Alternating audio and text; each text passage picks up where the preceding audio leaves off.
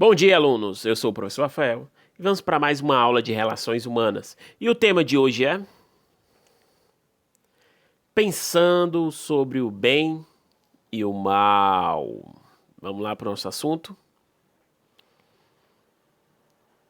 Depois de conhecer Confúcio e Buda no Oriente, vamos falar de um homem da Grécia Antiga que influenciou muito a história da humanidade. Seu nome era Sócrates, e assim como Pitágoras, ele era filósofo. Sócrates queria entender o que é a virtude, a capacidade do ser humano de fazer o bem.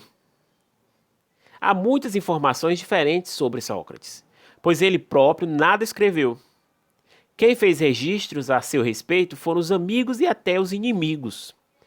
Um de seus alunos mais importantes foi Platão, também filósofo, e é em sua obra, escrita há quase 2.500 anos, que buscamos as principais narrativas sobre Sócrates. Vamos lá prosseguir o assunto, mas antes, segue aí a atividade. Responda a sua pergunta, tá, no caderno, e depois prossiga um vídeo, tá bom? Vamos lá. Vamos nos transportar até a Grécia do século V antes de Cristo. Lá localizamos Atenas, essa que vocês estão vendo na imagem. Uma bela cidade com muitas estátuas e monumentos, além de praças e templos repletos de colunas harmoniosas e pinturas cheias de graça. Lembrando que Atenas tem nome em homenagem a deusa Atenas, que é a deusa da sabedoria e da guerra justa. Na Grécia surgiu a democracia, sistema político em que os cidadãos, opinam, votam e participam das decisões políticas. Quando eu estou dizendo cidadão, aqui nesse caso, ele não incluía a mulher, tá? Ele não incluía a mulher não tinha direito ao voto, certo? E nem participava das decisões políticas. Mas a democracia grega não era como a de hoje. Vou lá explicar. Mulheres escravos estrangeiros, ou seja, quem não fosse grego, né? Não eram considerados cidadãos e não participavam das decisões políticas. Lembrando que escravo é todos aqueles que foram capturados em guerras, tá certo? Ou capturados em outras regiões, tá? Invasões, conquistas, essas coisas. Então, mulheres escravas e quem era de fora não tinha direito a voto ou decisões políticas, tá bom? Naquela época, era muito importante saber falar e fazer discursos.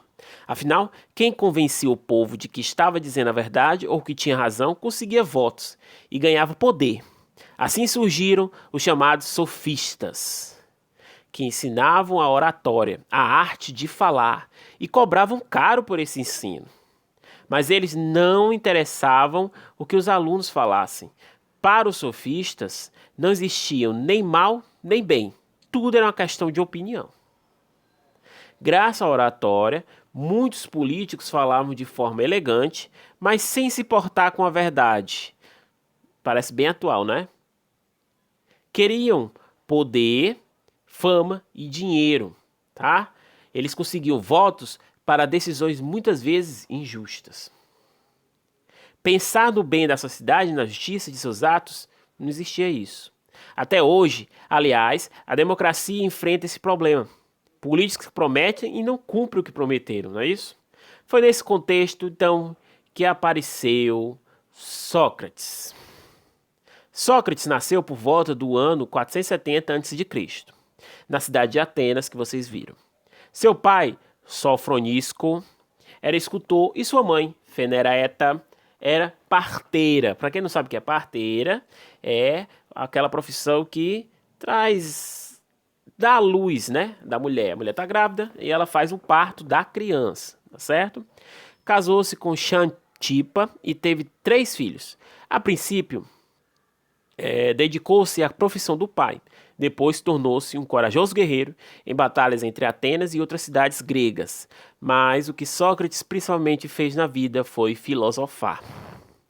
Como já vimos, filosofar é ser amigo da sabedoria. É buscar sempre a verdade. É querer conhecer sempre mais a respeito das coisas e nunca se contentar com aquilo que já se sabe. É fazer perguntas profundas sobre assuntos essenciais. Ou seja, então, professor, aquelas criancinhas curiosas são filósofos, porque são amigos da sabedoria, porque eles querem sempre saber mais? Exatamente. O maior interesse de Sócrates era em relação à moral. Que moral é essa, professor? Um conjunto de princípios. Tá? Não é a moral de que eu sou maior do que você, que eu tenho mais do que isso, não. É um conjunto de princípios ou valores que orientam o comportamento do ser humano. Isso é moral. Tá? Ele queria saber o que eram a justiça, a ordem, a coragem, todas essas formas de comportamento humano que são chamadas de virtudes. Sócrates não era como os sofistas, que cobravam das pessoas para ensinar. Ele filosofava gratuitamente em praças públicas de Atenas, com qualquer um que quisesse. E também tinha uma forma diferente de filosofar, conversando com os outros. Ao contrário dos sofistas, Sócrates achava que existiam sim o bem e o mal. Lembrando que os sofistas não acreditavam nessa questão de bem e o mal. Tudo para eles era só uma questão de ponto de vista. Certo? E também Sócrates acreditava na verdade. Mas ele não ensinava o que era ser verdade. Ele não apresentava conceitos prontos. A justiça é isso, a coragem é aquilo. Ele ajudava a descobrir a verdade, ia fazendo perguntas até a pessoa chegar à resposta. Dizia que havia herdado de sua mãe o gosto por fazer partos. Só que enquanto a mãe fazia partos de criança, ele fazia partos de ideias. Conseguia extrair a verdade dentro dos seres humanos. Era, portanto, um educador. Ajudava os outros a aprender por si mesmo, como os professores fazem. Platão conta que certo dia perguntaram a Pitonisa, uma espécie de vidente na época, tá? Do oráculo de Delfos. Para quem não teve aula sobre a Grécia, o oráculo de Delfos, pessoal, é um templo famoso na Grécia antiga, que segundo as crenças da época era protegido pelo deus Apolo, o deus Sol, né? Que se manifestava através dos videntes chamados de pitonisas, que eram mulheres, geralmente virgens, tá? Geralmente não, eram virgens. E por intermédio das pitonisas, né? O deus Apolo respondeu: Sócrates. Foram correndo dizer a Sócrates o que o oráculo havia afirmado. Ele ficou bastante surpreso e perguntou a si mesmo por que seria ele o mais sábio. Isso foi a pergunta que o oráculo fez e o deus Apolo respondeu para eles apenas a palavra Sócrates. Tá? O oráculo queria saber quem era o mais sábio, tá certo? Quem era o homem mais sábio da Grécia. Tá? Os videntes perguntaram. E, por intermédio do deus Apolo, a própria Pitonisa, né, respondeu apenas Sócrates. Aí, os discípulos de Sócrates foram correndo contar para ele, certo? Então, Sócrates ficou bastante surpreso, perguntou a si mesmo por que seria ele o mais sábio, né? Se havia tanta gente mais sábia do que ele na Grécia toda. Foi então conversar com todos os que eram considerados sábios e descobriu que eles não sabiam muita coisa. Pior, eles achavam que sabiam muito. Assim, Sócrates descobriu por que era ele o mais sábio. Vamos lá ver, ó. Como nada sei, nada julgo saber. É nisto parece-me que sou um pouco mais sábio, por não julgar saber as coisas que não sei. Para Sócrates, pessoal, sabedoria não era saber tudo, mas querer sempre saber mais e ter consciência de que ainda se sabe muito pouco. Quem sabe que não sabe quer aprender mais. Mas assim como muita gente que com atos de bravura e bondade ajudou a mudar o mundo, Sócrates sofreu perseguições. Ele criticava as injustiças e aqueles que achavam sábios e não o eram. Com isso, ganhou muitos inimigos que inventaram calúnias, ou como vocês chamam, fake news hoje em dia, né? Contra ele, dizendo que corrompia a juventude e criticava os deuses.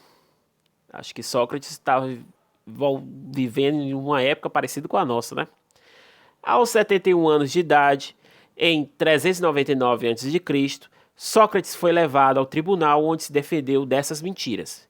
Disse que sua ocupação de filósofo era apenas para tornar a cidade de Atenas mais justa. Explicou que chamava a atenção das pessoas para que não fosse tanto atrás de dinheiro, luxo e poder, pois o mais importante era aperfeiçoar a alma e ser justo e bom. Sua brilhante defesa de nada adiantou, coitado. Foi condenado à morte. Entre os gregos, a morte de um condenado se dava pelo envenenamento, com cicuta. Essa plantinha aqui, ó. Uma planta altamente mortífera. Mas Sócrates não ficou desesperado. Primeiro disse que era melhor morrer e continuar fiel à verdade do que viver tentando se desmentir suas palavras. Depois explicou que a morte era uma passagem para outra vida.